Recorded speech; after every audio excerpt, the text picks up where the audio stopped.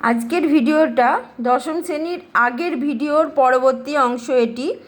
এবং এখানে আমি অভিষেক যে কবিতাটি রয়েছে মাইকেল মধুসূদন দত্তের, সেটি আগের এপিসোডে আমি এর মানেটা বলেছি, আজকে পরবর্তী মানেটা বলে দিচ্ছি, ঠিক আছে?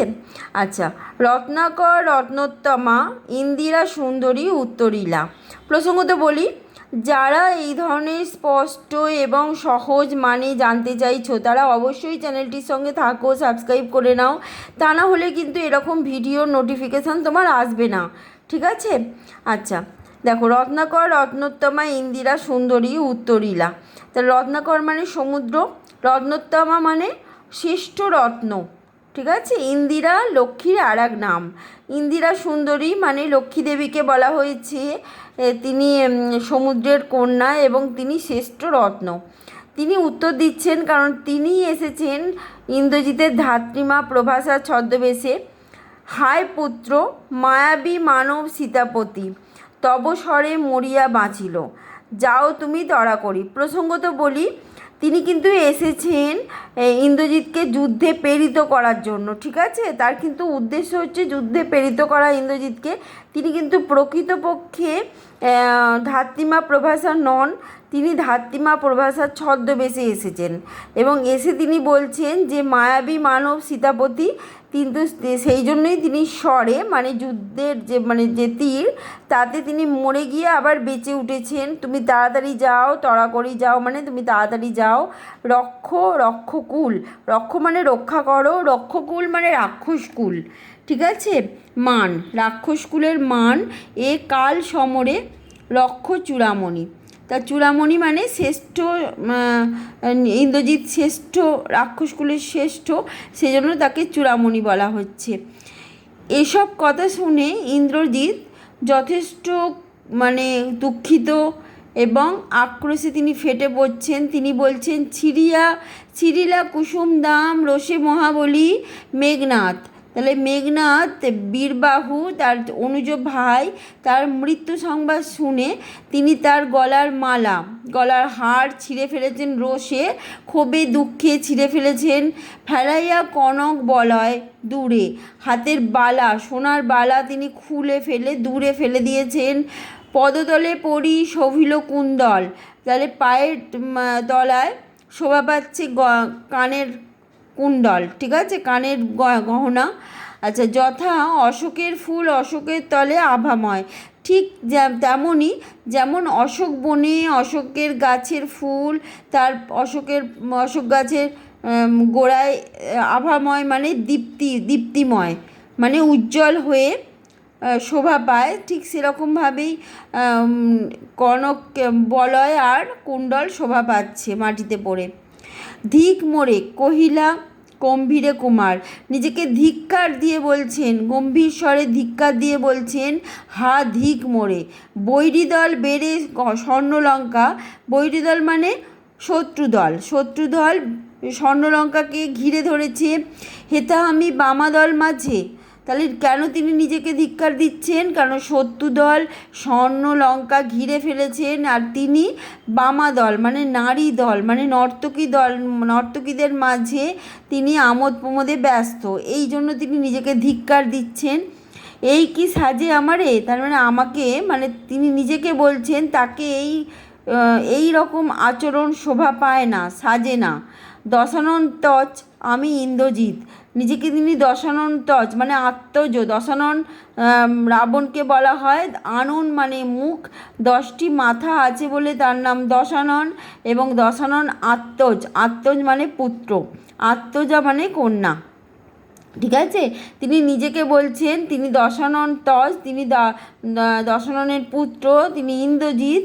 তাকে কিন্তু এরকম বামাদল মাঝে থাকা শোভা পায় না, কারণ যে সময় স্বর্ণলঙ্কার বিপদ আসন্ন। আনো রথ তড়া করি, তাহলে তাড়াতাড়ি তিনি রথ আনতে বলছেন। ঘুচাবো এ অপবাদ বোধি রিপুকুলে, তাহলে সমস্ত শত্রুদলকে বধ করে তিনি এই অপবাদ ঘুচিয়ে দেবেন, ঠিক আছে? সাজিলা রথীন্দর সব বীর আভরণে, রথীন্দ্র মানে রথের করে যুদ্ধ করতে যে শ্রেষ্ঠ তাকে বলে রথীন্দ্র। সব মানে যে এখানে ষাঁড়ের সঙ্গে তুলনা করা হয়েছে, মানে তিনি শক্তিশালী রথশ্রেষ্ঠ বীর। তিনি বীর আভরণে সেজে উঠেছেন, মানে বীর যোদ্ধার যে অলংকারগুলো হয়, যেমন যেমন বর্ম হয়, হাতের অলংকার হয়, মাথার মুকুট হয়, সমস্ত কিছু বীর আভরণ। আভরণ মানে বীরের গহনা, সেই বীরের গহনাতে তিনি সেজে উঠেছেন। তিনি রথী শ্রেষ্ঠ, তিনি রথে করে যুদ্ধ করতে খুব পারদর্শী।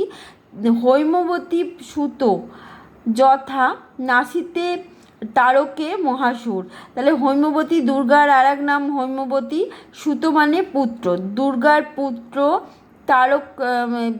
দুর্গার পুত্র কার্তিক তারকাসুরকে বধ করার জন্য সেজে উঠেছিল যেভাবে, ঠিক সেইভাবেই ইন্দ্রজিৎ বীরের আভরণে, মানে বীরের গহনাতে তিনি সেজে উঠেছেন। ঠিক আছে।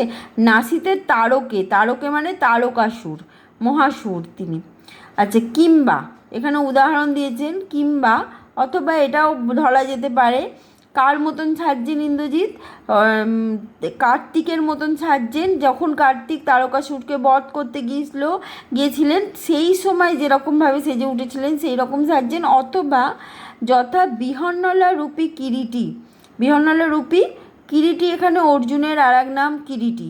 বিরাট পুত্র সহ উদ্ধারিতে গোধন সাজিলা সুর, সমীবৃক্ষ মূলে রথবর্ণ, সমীবৃক্ষ মূলে। ঠিক আছে।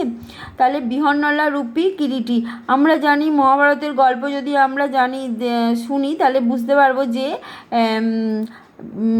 পাণ্ডুর যে 5 পুত্র যুধিষ্ঠির, ভীম, অর্জুন, নকুল, সহদেব, এদেরকে 12 বছর বনবাস এবং 1 বছর অজ্ঞাতবাস করতে হয়েছিল পাশা খেলায় হেরে গিয়ে। এবং সেই 1 বছর যে অজ্ঞাতবাস তারা করেছিল সেইখানে তারা বিরাট রাজার সভায় গিয়ে উপস্থিত হয়েছিল এবং বিভিন্ন রকম ছদ্মবেশ ধারণ করেছিল। এখানে অর্জুন বিহন্নলার ছদ্মবেশ ধারণ করেছিল। বিহন্নলা হচ্ছে নাচ গানে পারদর্শী এবং না পুরুষ না মহিলা এরকম একটা ছদ্মবেশ, তাকে বলে বিহন্নলা। ঠিক আছে।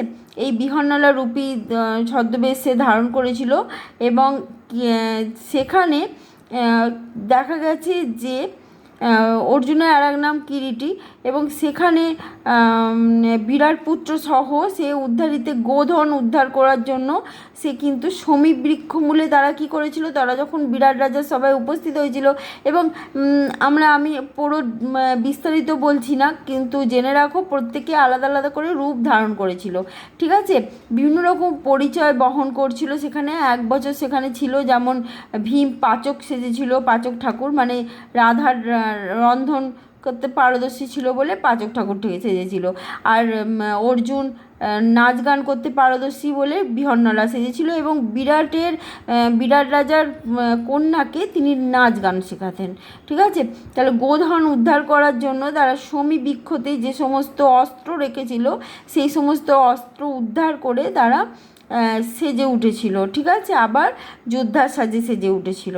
তাহলে এখানে পুরো মানেটা কি হলো যে ইন্দ্রজিৎ তিনি রথী শ্রেষ্ঠ, রথে করে যুদ্ধ করতে পারদর্শী, তিনি বীরের যোদ্ধার আবরণে সেজে উঠলেন, ঠিক যেমন করে সেজে উঠেছিলেন দুর্গার পুত্র কার্তিক তারকাসুরকে বধ করার জন্য। অথবা অর্জুন বিহন্নলা রূপী অর্জুন সে বিরাট পুত্রের সঙ্গে গোধন উদ্ধার করার জন্য সমীবৃক্ষ মূলে সেখানে গিয়ে তার অস্ত্র উদ্ধার করে সেজে উঠেছিলেন।